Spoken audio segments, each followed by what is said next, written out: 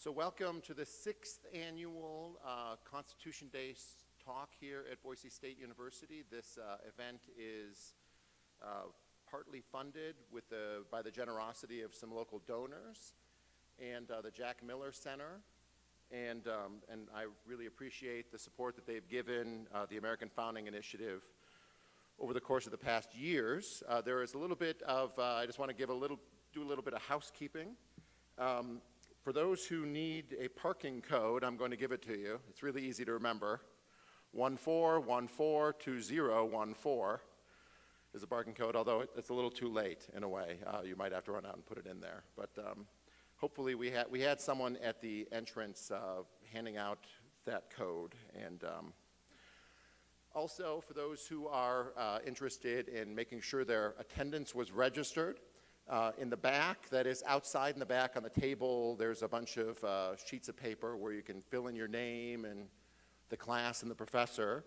And then there's a bag out there, a blue bag, my blue bag, where you can put those attendance sheets, and I'll make sure that that gets to the right authority.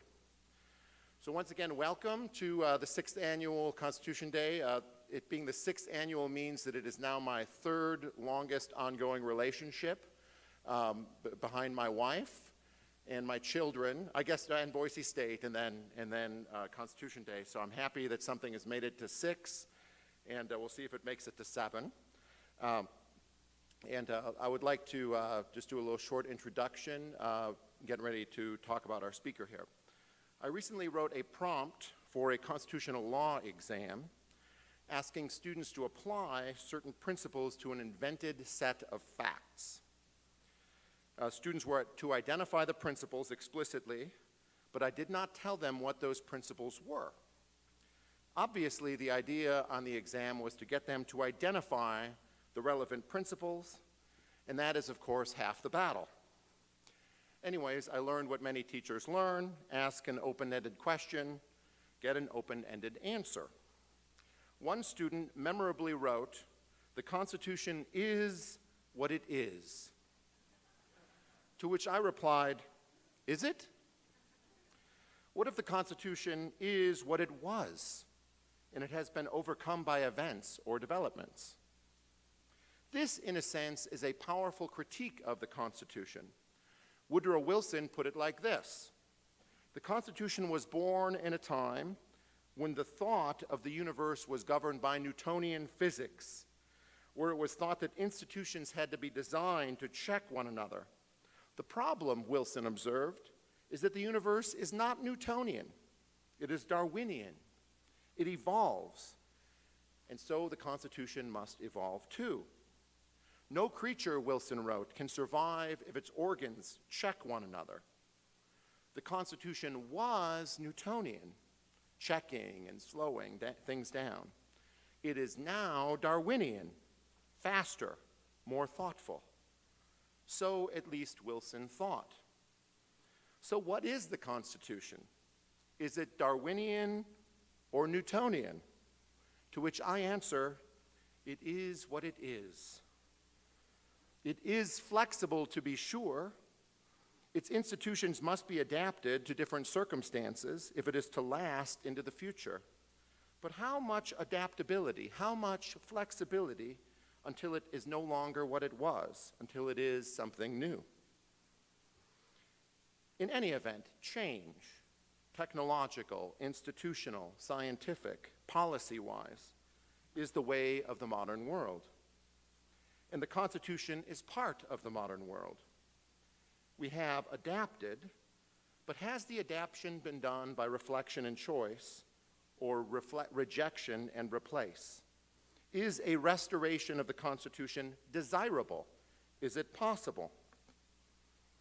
In any event, our speaker tonight, Greg Yenor, will address perhaps some of these questions. Professor Yenor comes to us from Assumption College in Worcester, Massachusetts. He got his PhD from Georgetown and wrote a fine book on James Madison called Madison's Metronome, and then it has a very, very long subtitle whose subtitle has gone out of my mind right now. And he also is the author of an upcoming book on the uncommon liberalism of Daniel Patrick Moynihan. Professor Yenor is also a prolific, or at least by my standards, prolific blogger on the Law and Liberty website. Professor Yenor will speak for about 40 minutes or so, and then he will take questions. And the way I prefer to take questions is to have you write them down, and you can either run them up to me, or I will come and collect them from you, and then I will pose them to Professor Yenor. It cuts down on long questions and allows us to get more questions in. So without any more ado, here is Professor Greg Yenor.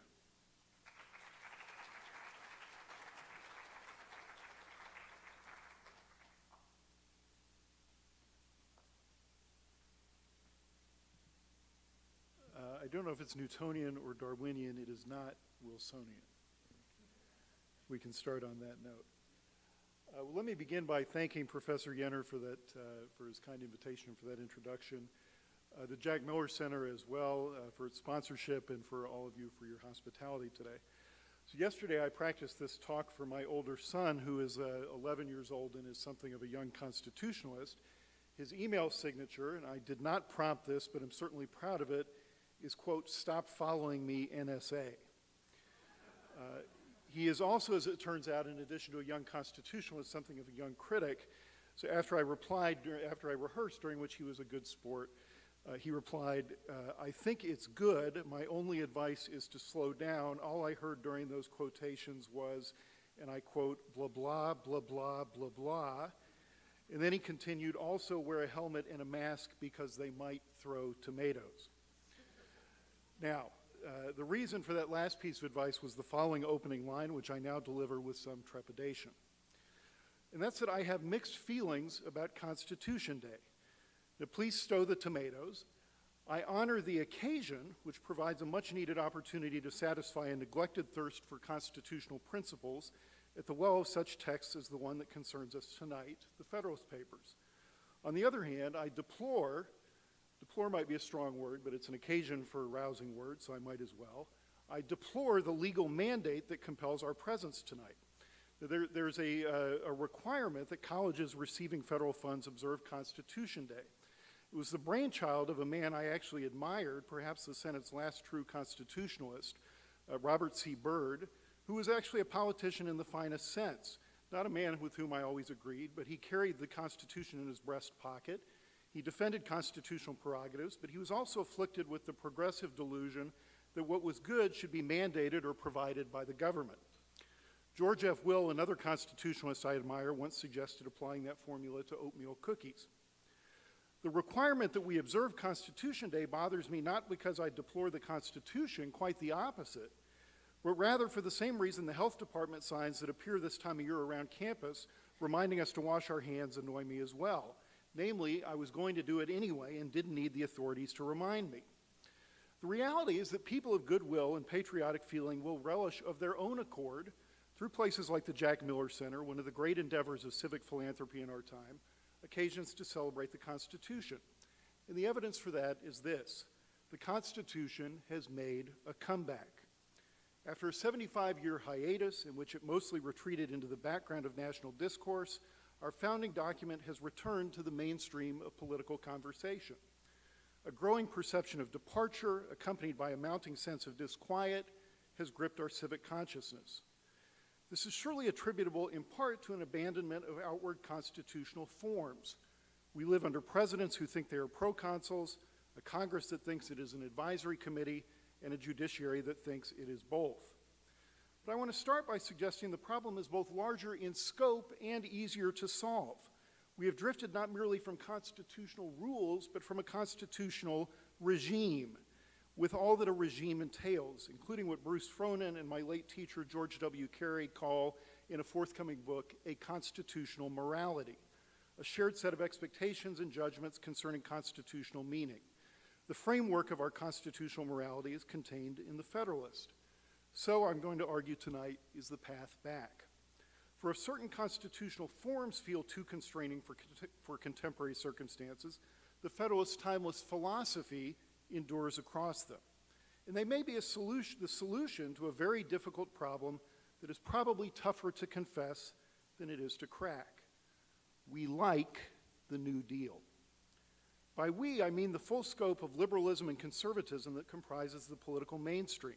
I include those of us who criticize its constitutionalism, who agonize over its costs, who with Theodore J. Lowy consider its alteration of the regime to be so drastic as to have constituted a second republic of the United States. We like collecting on the New Deal almost as much as we like complaining about it. We like its descendants too. Medicare, some form of national commitment to welfare, and so forth. Now, should that confession move some of you to such outrage that you feel impelled to leave the room, no hard feelings. I'm reminded of the old saw that a speaker should never worry if they walk out on you. It's when they start walking toward you that you should feel concerned. But I don't think I mean anything hostile or even terribly controversial. What I mean is simply that we have accepted the fundamental tenet that government bears a certain responsibility for the material welfare of the citizenry and the basic regulation of aspects of the economy.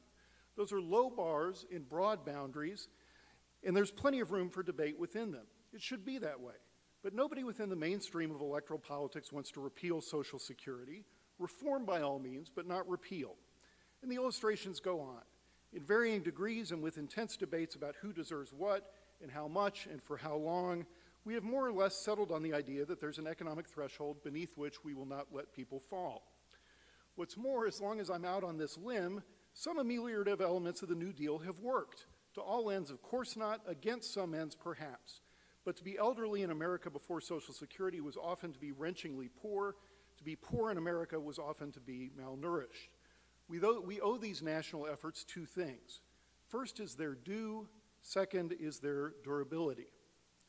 James Madison, explaining his 1815 decision to regard the Second National Bank of the United States as constitutional, after years of arguing the opposite, elaborated a theory of measured constitutional change, what I've called a living constitution with a slow metabolism, by which that which persistent generational majorities have regarded as constitutional through all three branches of government must be regarded as such, even by those who disagree. With respect to the basic tenets of the New Deal, we are there. Expectations have formed around them. It is true that these new forms are difficult to square with the Constitution in the abstract, but a good Burkean must acknowledge that the abstract is not where we live.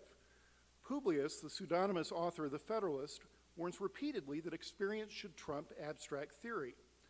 Federalist 43, for example, says that, quote, theoretic reason in most cases must be qualified by the lessons of practice. Federalist 15 calls experience the best oracle of wisdom.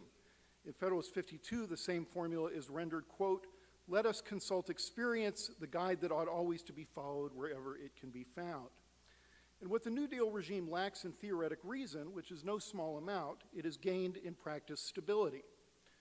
To be sure, that entails some changes in constitutional routines, but what I'm going to argue tonight is that it need not entail a change in the constitutional regime. We can abide by the enduring principles of the Federalist without forgoing the basic parameters of ameliorative government, and we're going to have to. Because if what we do is merely invoke constitutional rhetoric dissonant with contemporary understandings, then we will have mistaken nostalgia for conservatism and wistfulness for patriotism. The challenge of restorationism, by which I mean calls to return to the Philadelphia Constitution of 1787 in its literal form, calls to which we owe our gratitude for reinfusing our national life with constitutional conversation, is its seeming incongruity with contemporary expectations of politics, especially the idea that government ought to play some role in ameliorating the harsher edges of economic life. Literal restorationism is often inflected with a romanticized longing for a bygone time, one that may have been constitutionally preferable, but that is also constitutionally past.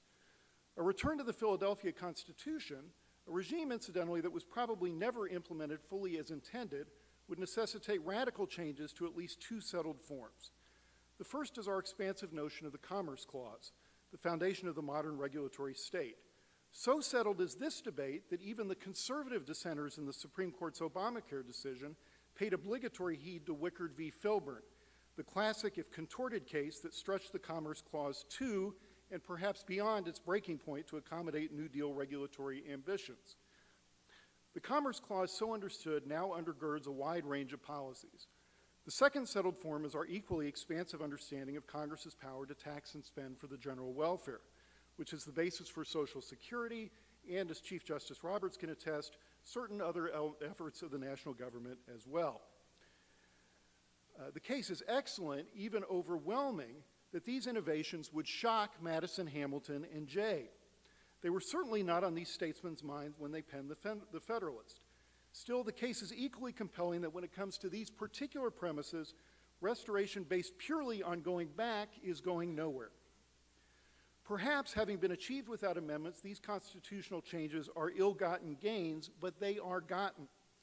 We can, however, restore the constitutional regime, understanding regime in the classical sense, to embody what Montesquieu called the spirit of the laws.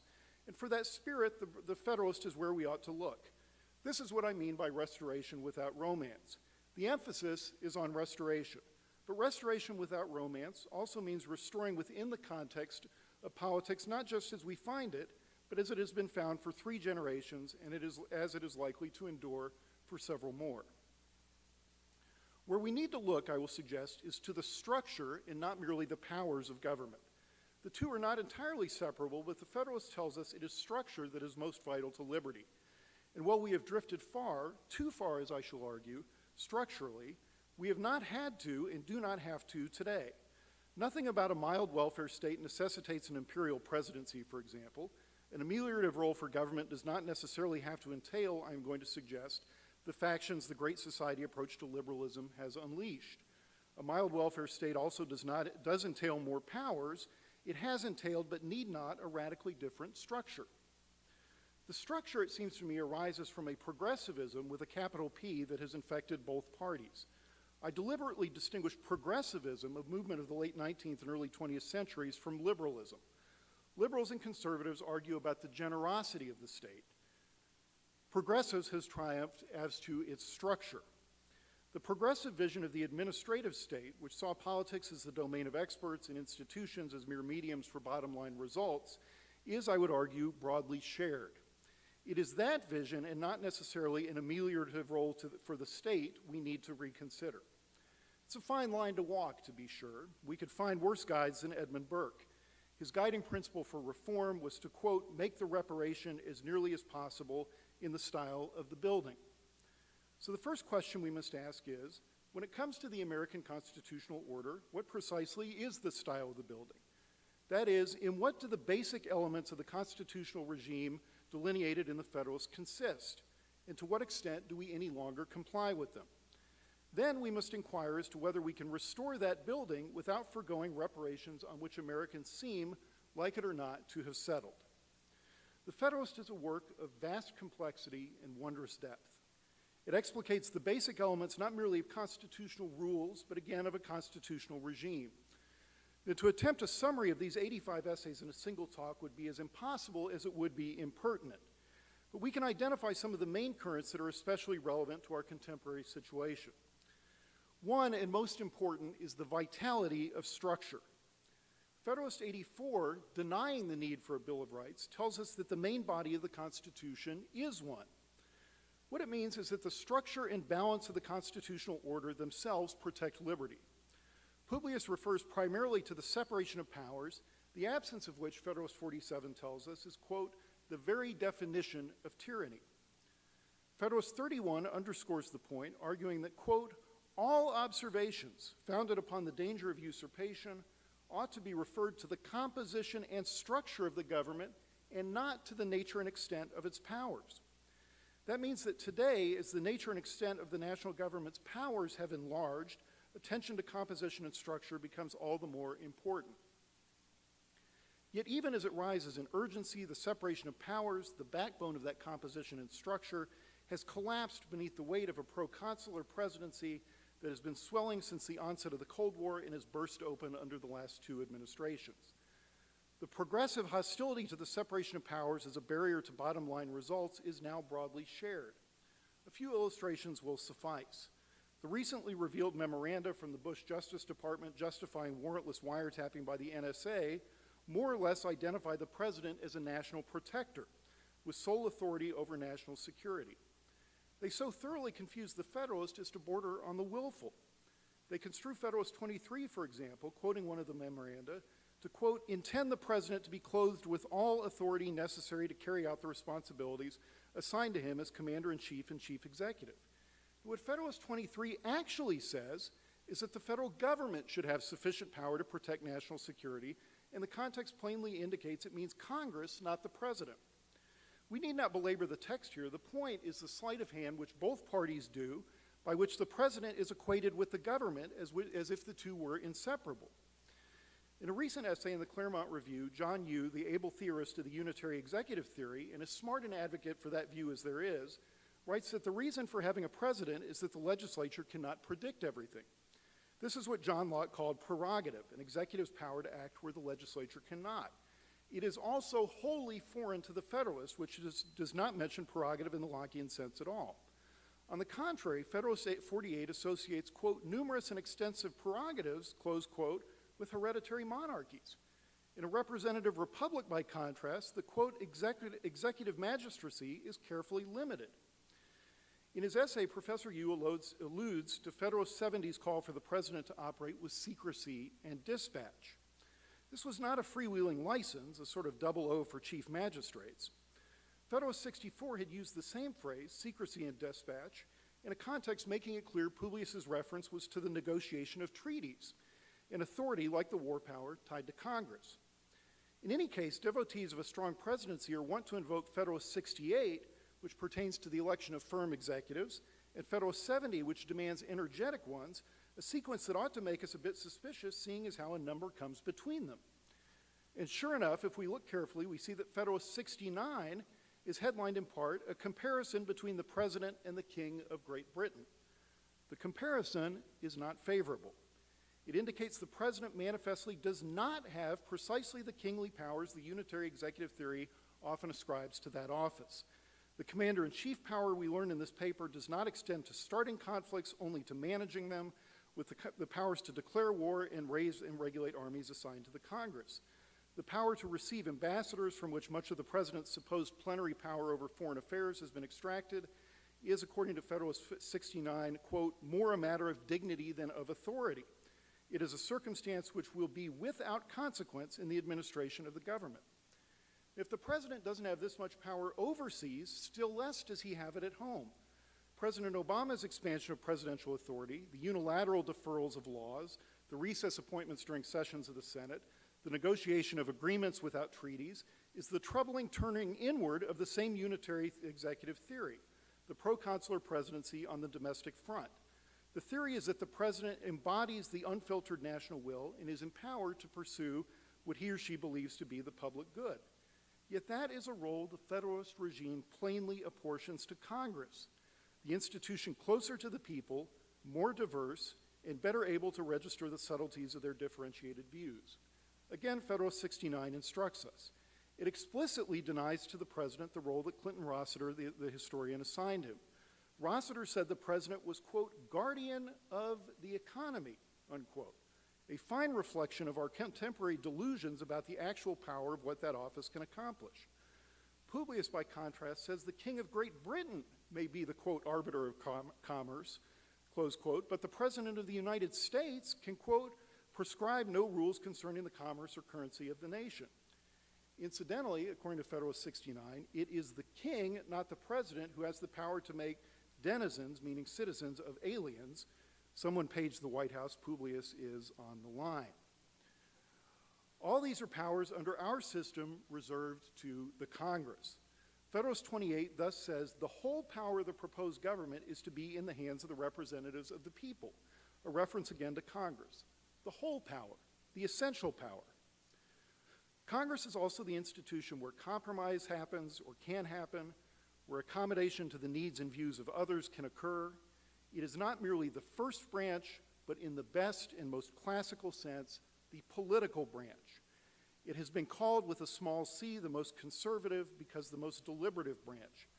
But today it is also verging on becoming the weakest branch. The impetuous vortex of Federalist 48, legislatures were supposed to suck all powers into themselves, is expelling authority instead, giving it away against all reason and all prediction. Congress ought to have erupted when the White House press secretary recently went so far as to make the declaration, breathtaking in its audacity, that the United States, quote, is at war, close quote, with the Islamic State. It ought to have been similarly indignant, if not outraged, at the administration's preposterous claim that the post-9/11 authorization for use of military force, which pertains to al-Qaeda, also empowers the president to strike ISIS, which was formed in opposition to al-Qaeda, without further congressional action. And speaking of action, and while we're at it, speaking of preposterous, Congress ought to have taken some action when the president claimed the War Powers Act did not apply to a months-long exercise of war powers in Libya. But where is Congress? Save for ignoring both Presidents Bush and Obama and other presidents' actions on such manner, or reflexively affirming the request for authority. Federalist 51 anticipates that political man wants to protect power because he wants to exercise it. He seeks office for that reason. Aristotle teaches that no one becomes a tyrant to get in out of the cold. In contemporary terms, no one runs for president for the upmarket house in the jet airplane. But increasingly, there is evidence that members of Congress do seek office for something other than the power, for power is something with which they are not merely willing, but often eager to part. Now, if structure is the first assumption of the Federalist regime, a second is the apparatus of Federalist 10's extensive republic theory, which holds that a large republic will naturally inhibit factions, either majorities or minorities opposed to the public good or private rights. Federalist 10 assumes that diversity of interests will impede the formation of majority factions, and that representation and distance will restrain their operation should they coalesce. The assumption in the latter case is a certain quality of representation and a certain quality of deliberation. Firm representation that does not automatically indulge public views and slow deliberation that allows the passions to dissipate. These assumptions are coming under growing strain.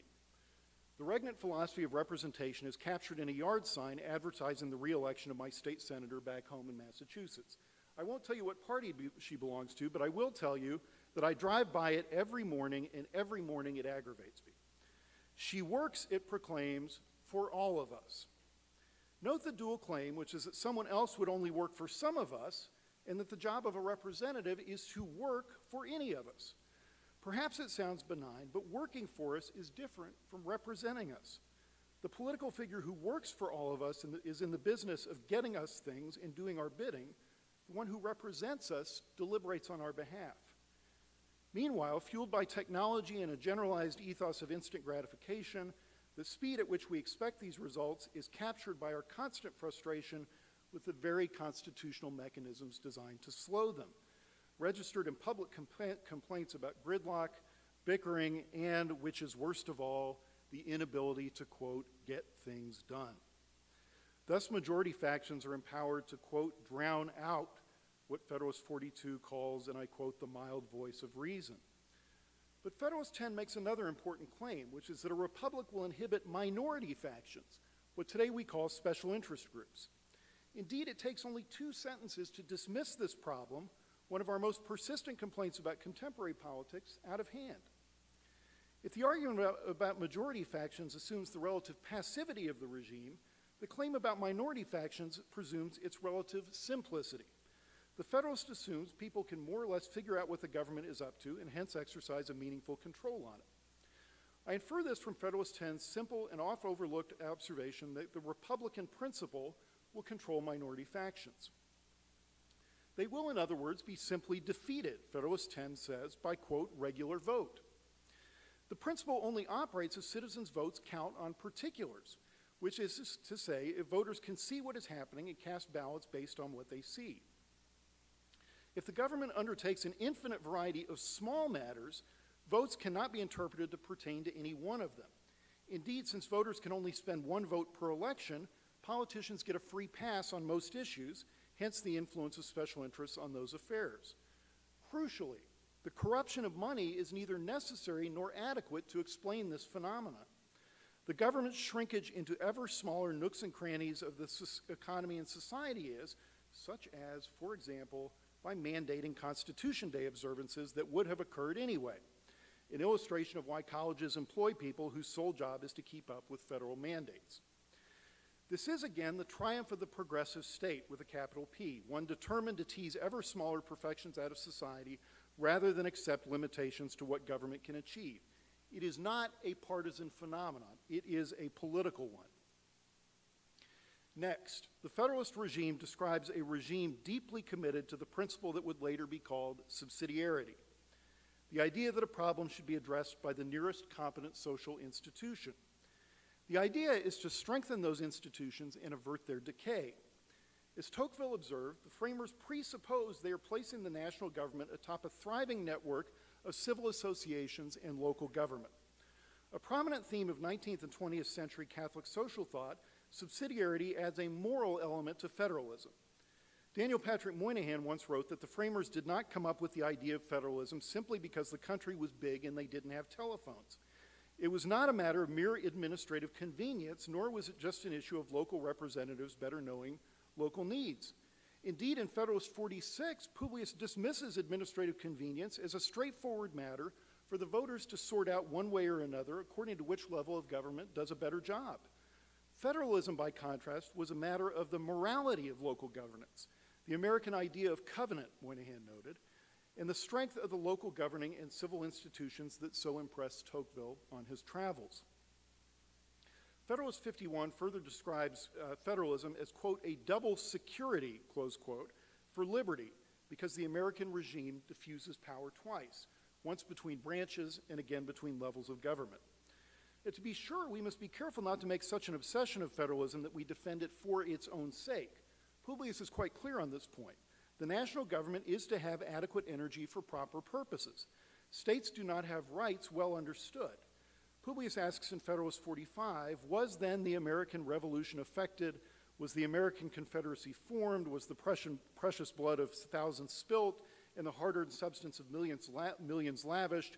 Not that the people of America should enjoy peace, liberty, and safety, but that the governments of the individual states might enjoy a certain extent of power.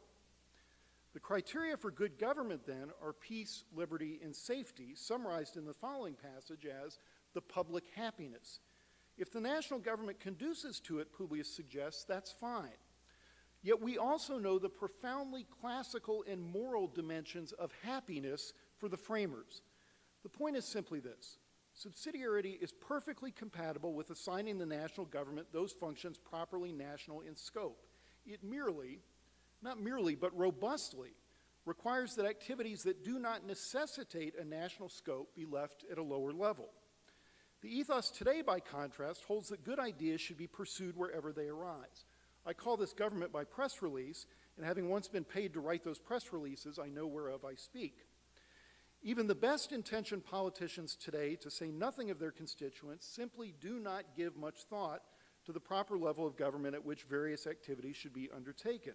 They want what they want and get it where they can get it. They also oppose what they oppose and defeat it where they can defeat it. Meanwhile, there is far too little in the way of principled consistency. Again, it is results that matter. To recapitulate, then, I've suggested the constitutional regime of the Federalist is characterized by the following features, not exhaustive, but applicable to our concerns. First, an attention to structure, especially the separation of powers, entailing a robust Congress that is at odds with presidents as proconsuls.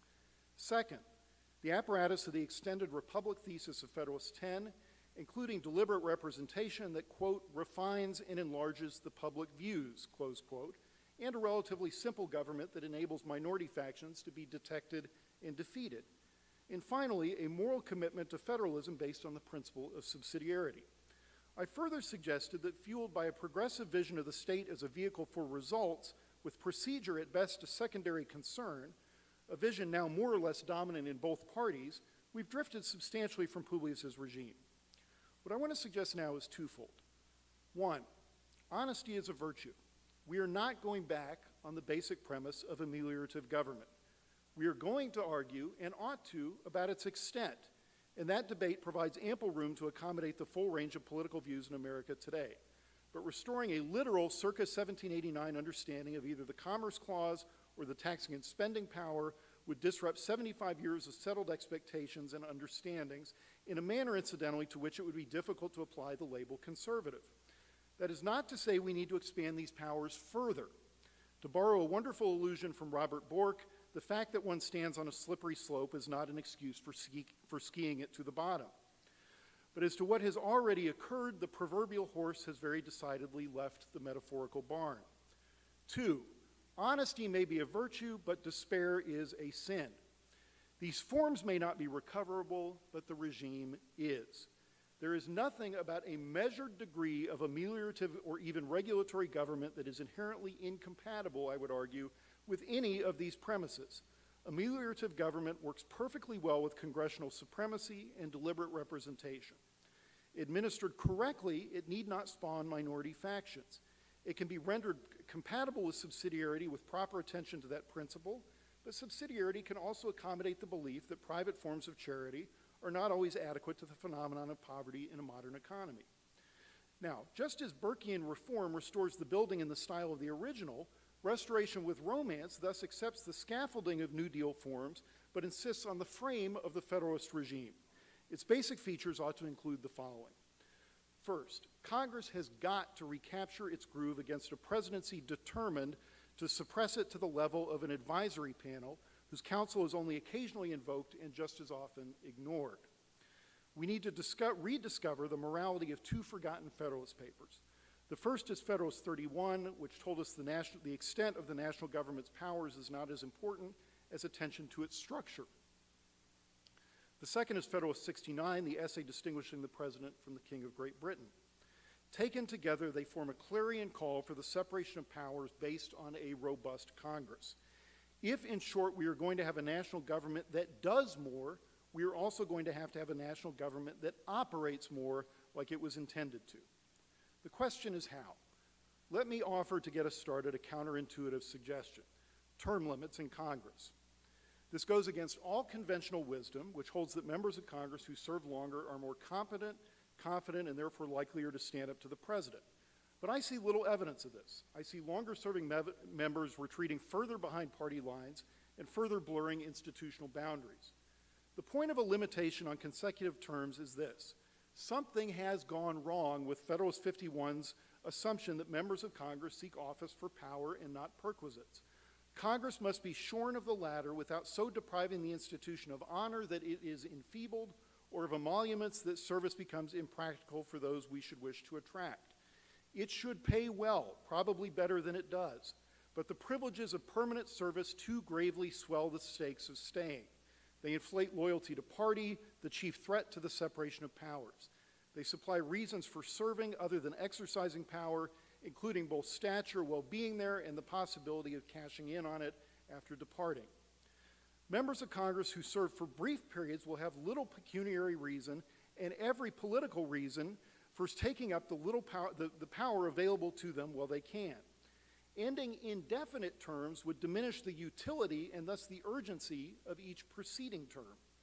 I suspect, it's only a hunch, but a hunch grounded in Publius's political theory, that members so situated will be likelier to defend their branch as a branch and not for political advantage. What my friend Richard Reinsch of the Liberty Fund's online library of law and liberty calls body check constitutionalism, throwing elbows rather than filing lawsuits, is likelier to return. This is no panacea, to be sure, but the larger point is that there is nothing about ameliorative or regulatory government that demands either a proconsular presidency or a quietistic Congress. A mild welfare state demands an expansion of powers, but not a corrosion of structure. Indeed, Franklin Roosevelt, who enjoyed Democratic majorities on Capitol Hill his entire tenure in office, was nonetheless forced to issue a record 635 vetoes against Congresses his party controlled. Congress also needs to get in the habit of using all the tools at its disposal, from appropriations to impeachment, which incidentally Federalist 65 says applies to offenses that, quote, are properly denominated political, close quote, not merely to literal crimes and misdemeanors, to prevent presidents from usurping its policymaking prerogatives. Here as elsewhere, the people have a role to play. There is no escaping the necessity of the civic virtue Publius can be faulted for implying we did not require.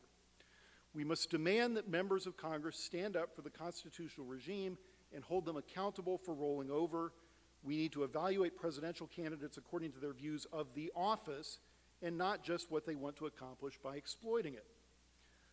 Moreover, if we want to tame the proliferation of the minority factions the New Deal regime has spawned, we are going to have to seek New Deal goals, economic amelioration, through simpler and more transparent means. Let me give you one example. Theodore Lowy has called attention to the distinction between ameliorating and eliminating poverty. The former is relatively simple. We've done it for senior citizens through a program that is massive but transparent, Social Security. As Lowy notes, precisely because of its simplicity, Social Security does not accrete microscopic interest groups. One either is retirement age or one is not. There is no lobbying to get on the old age benefit. But in the case of poverty and other areas from agriculture to healthcare, we have erected a massive and micromanagerial edifice whose goal is not merely to provide support, but to dictate its precise terms. This is more weight than our constitutional fabric can bear. There are, to be sure, reasons for the ambition to eliminate poverty or to stipulate the specifics of support.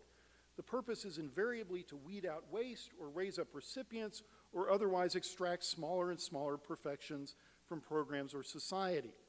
That is perfectly noble, but it also imposes political and constitutional costs. And Publius's regime argues for relative simplicity where it can be attained, which is not always, but is often. I do not intend to attempt policy prescriptions, only to suggest what I would call a sort of political Occam's razor as a principle of legislation. Never use a complex solution where a simple one will achieve acceptable results, even if the complex approach seems to offer more opportunities for more perfect outcomes. If we choose complex interventions, we at least need to be aware of their political and constitutional costs. Next, we need a revival of federalism as a morality, not merely a method. The latter is how we are accustomed to advocating for it. There is truth in that. Not always, as Publius reminds us, and let us not forget that if better governance is the best argument we can muster for federalism, we are teeing up its defeat when, as will naturally be the occasional case, state and local government falls short. This is perhaps the area of greatest tension between the New Deal and the Federalist, but I think it's a resolvable one. It has chiefly to do with an appreciation for subsidiarity, including the fact that subsidiarity permits and may indeed require that problems appropriately treated by the national government be so handled. Social Security, it seems to me, is one of these. It has enabled mobility, security, opportunity for parents and adult children, and what it has cost us in intact extended families has been more than compensated in conquering the brutal poverty old age once entailed. The program's fiscal problems are entirely manageable if we could just find some leaders with the will to manage them. Given variations in cost of living, by contrast, a minimum wage might make more sense at a state or local level, as indeed some localities have recently done. I'm less interested, again, in prescribing policy outcomes in these remarks than in identifying a principle for ascertaining them, and that principle in the case of federalism is subsidiarity. It means, just as in the case of presidential power, that voters must get in the habit of thinking constitutionally, not just conveniently, not just about who gets what, but about how they get it and how they ought to. The fact that something is a good idea does not mean it is a good idea here, at the level of government where the person who hatched it happens to serve. In all these areas, reparations ought to be made as nearly as possible in the style of the building. But Burkeanism is not a romantic creed, and I am a Burkean. It was Burke who said a state without the means of some improvement lacked the means of its own conservation. Burkeanism does not confuse conservatism for hand-wringing or nostalgia. What patriotism requires, however, and I will close by emphasizing one final foundational element of the Federalist regime, is that we recover our capacity for constitutional conversation. There is no political doctrine more prevalent or pernicious today than the one holding that the judiciary pronounces last in sequence and conclusively in spirit on constitutional questions. Something Madison said, quote, was never intended and can never be proper, close quote. The Constitution is a political document in the noblest political sense. It belongs to the people in their deliberate capacity. We have the responsibility to converse in its vocabulary, to consider its constraints, and to persist in its questions. Those constraints consist foremost in its structure, and while the extent of the government's powers may have irreversibly swelled, to borrow from the language of Federalist 31, the structure of its institutions can be recovered. That does not mean unthinking deference to the existing. It does mean due regard for the enduring. The Constitution has endured. So has the idea of ameliorative government. But most of all, so can the constitutional regime, in the deepest, most classical sense elucidated in that most enduring of American contributions to political thought, the Federalist. It is time to restore it, without romance to be sure, but to restore it still, and we can't. Thank you.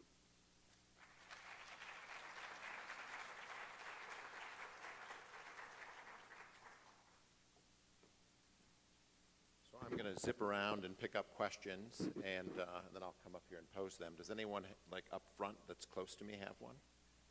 That would be really nice. My knee hurts, and I didn't take my medication. So I will pose one quick.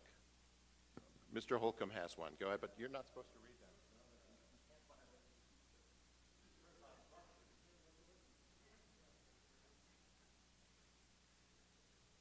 that. Easy questions only, please.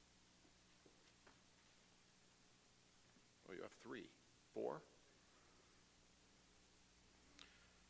Does the imperial president create a weak Congress or vice versa? I think Congress has been complicit in its own emasculation. I think this, again, is against all predictions that Publius makes in Federalist 51. There have been reasons, and legitimate ones, for the expansion of presidential power, particularly in foreign affairs. It's very difficult in Madisonian terms to explain I'm reluctant to use the word complete capitulation, so I'm just going to say capitulation. I'm not sure there's a distinction there, but I'm going to cling to it anyway.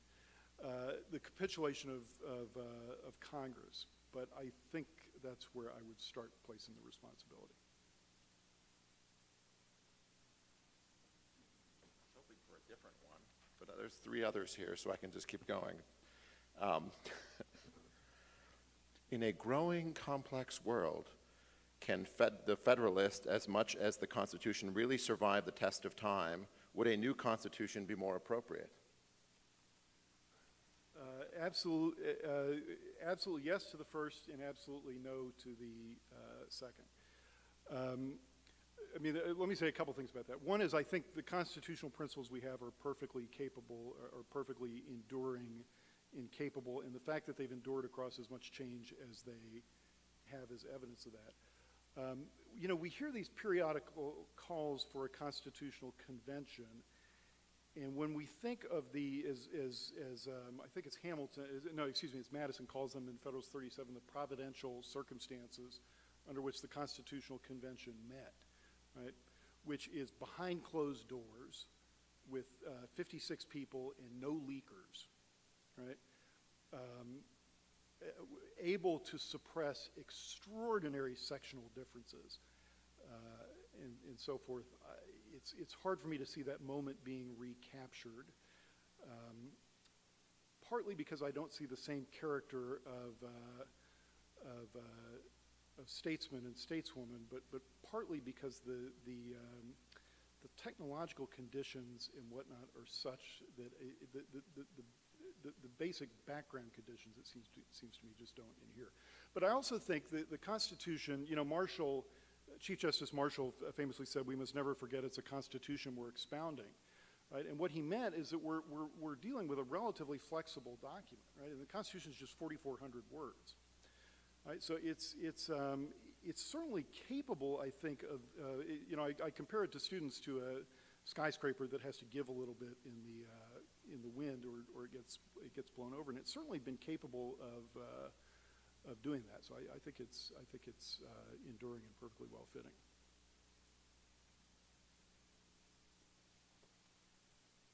So that was an answer to your thoughts concerning a Constitutional Convention or Article 5 convention. We had that one.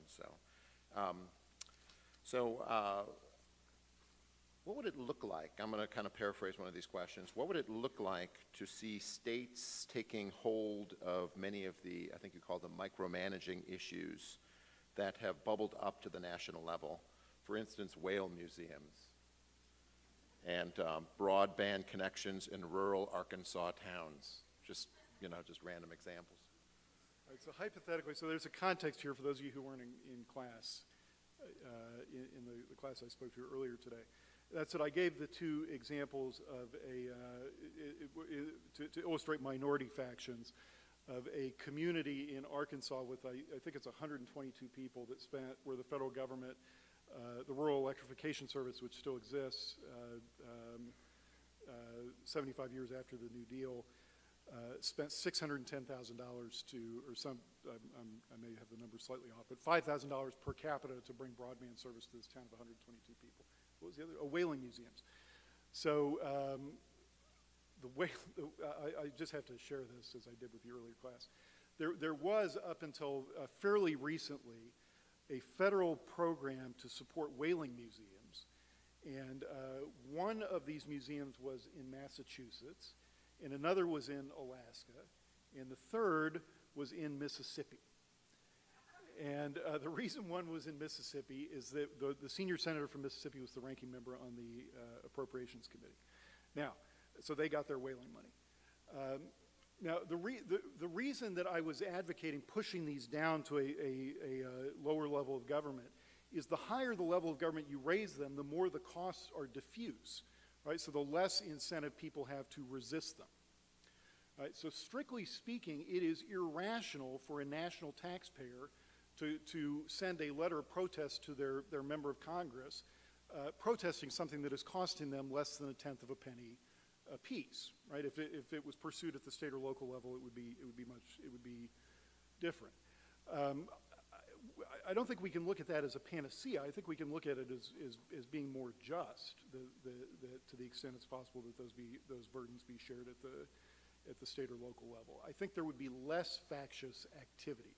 Would it wipe it out? No. I mean, as I shared with the class earlier, Hamilton says in Federalist 9 that all the states, and this is back then when the entire population of the country was 6 million people, all the states back then were already larger than what Montesquieu advises for republics. So would it be a panacea? No, but I think it would certainly help.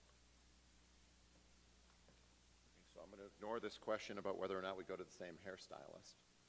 And I haven't been to a hairstylist. what do you propose would convince voters to think constitutionally and not conveniently? And I'm going to sit down and enjoy this one. Well, so am I. In the Virginia ratifying convention, Patrick Henry challenged James Madison and said, "Where is your virtue?" And he said, "You haven't accounted for virtue in this regime." And Madison has been criticized on those grounds, that the regime in Aristotelian terms doesn't provide for the civic virtue of its citizens. And if you look at, I guess I feel in one sense heartened and in one sense disheartened by civic education. Right? This is by way of saying I think civic education is probably the answer. Right? The way in which I feel disheartened is that civic education, my son, the same one who's got the NSA email signature, came home on Constitution Day last year. Maybe this is why I have mixed feelings about Constitution Day. Came home last year and said, was all excited on Constitution Day, came home from elementary school, and he said, we read the Constitution. I said, "Oh, that's great. What'd you read?" And he started telling me this and that, and I said, "Wait a minute, did you read the Constitution?" He said, "Well, we read the Bill of Rights." Right? And they had read the Bill of Rights instead of the Constitution. And what civic education is emphasizing today is an increasingly individual and individualized version of citizenship. Right? That's the bad news. The good news is it works. Right? Civic education works. When I ask students today, name me some of your rights, they can name some of their rights. Now, I think they've got I don't particularly agree with the way that they conceive of them, but it seems clear to me that what they're getting in terms of civic education is sinking in at some level. So it seems to me that might be one place to start.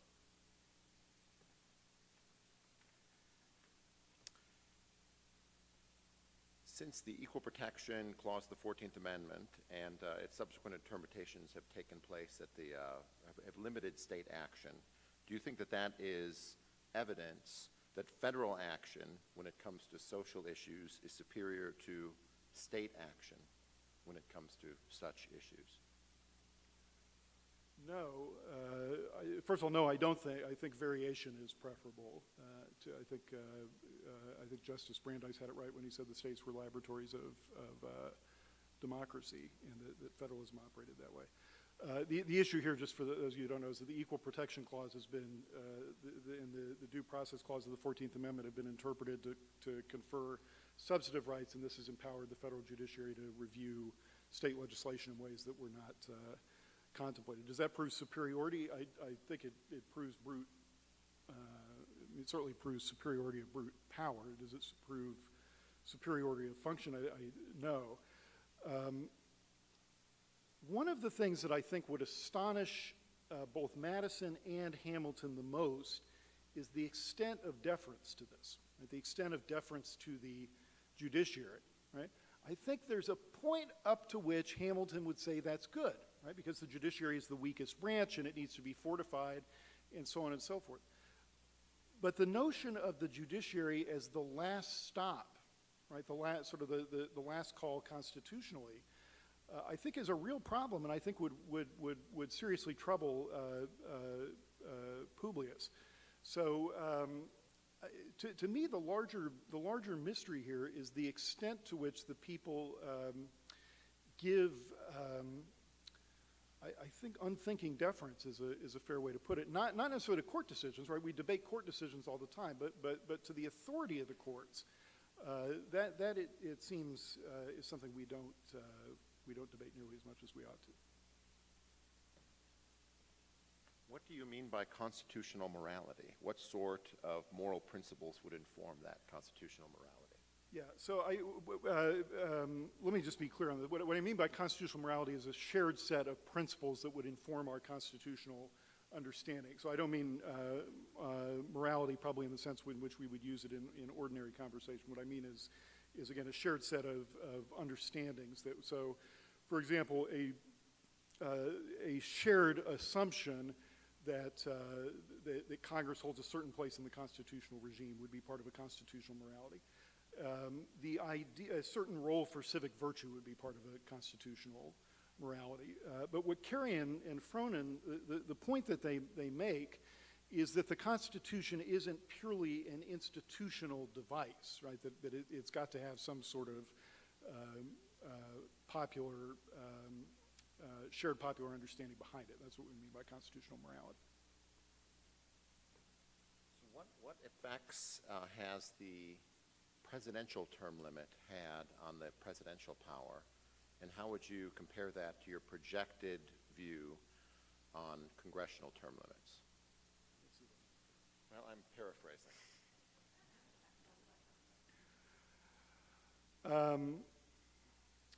You know, I can't remember if it's Federalist 68 or 70 says that one of the reasons you want executives to serve a long time is that you don't want them to be thinking about making hay while the sun shines, right, in terms of personal aggrandizement in the office, and you want them to feel interested in the office and so forth.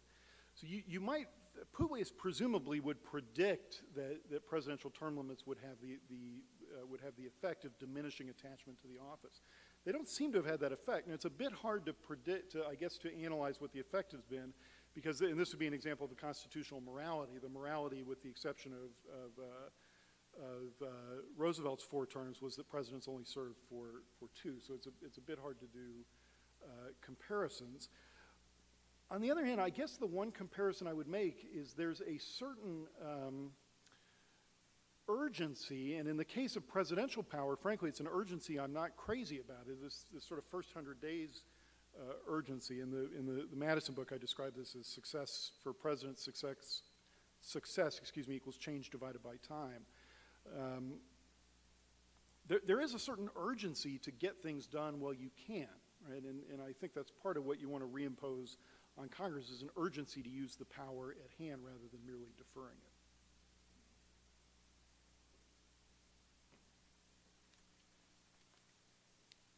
Okay, so all of the great constitutional changes in the last 40 years have come at the behest of executive government. I think it says right here, de Gaulle would be one example of this. Would not an attempt to restore constitutional morality require a more powerful president and not a more powerful Congress? That's a very interesting question. I take it the question is that there would need to be some sort of civic instruction that would come from the top. I don't think Publius looks at presidents that way, and it's only certainly Washington acted in some ways in that way, but not as a national tutor, right? Not in a way that was sort of teaching people how to behave.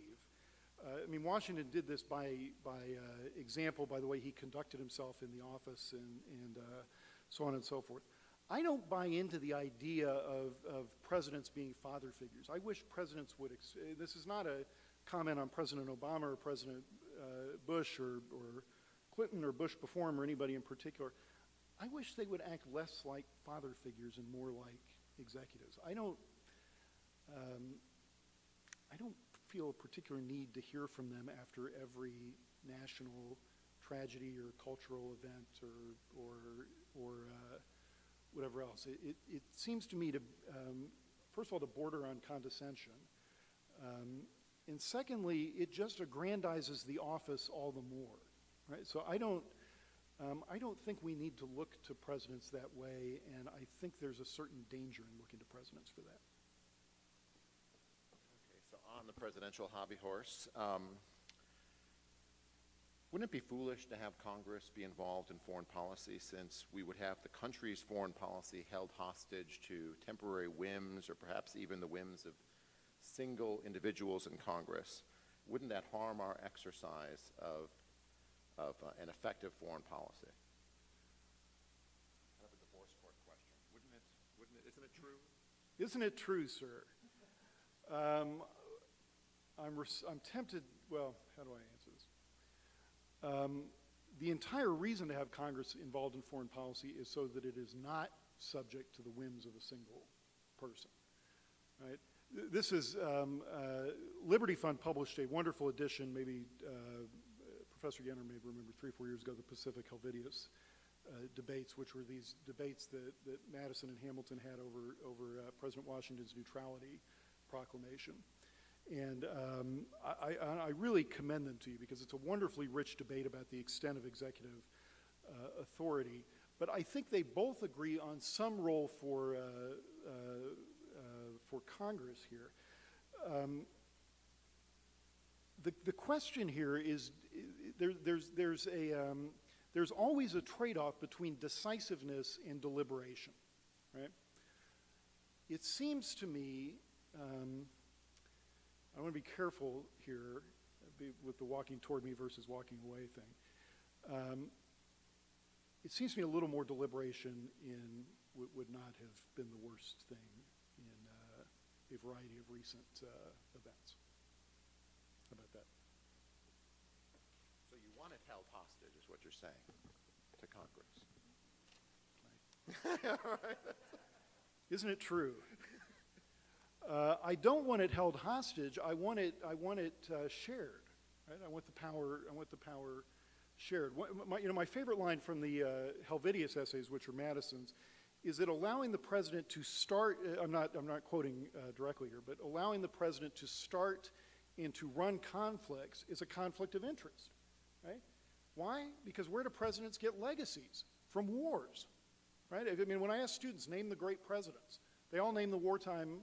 They all name the war. I mean, you get some weird stuff always, but generally speaking, they name the wartime presidents. And what Madison points out, he says it is the executive. The laurels are to be won in war, and it is the executive brow they are to encircle.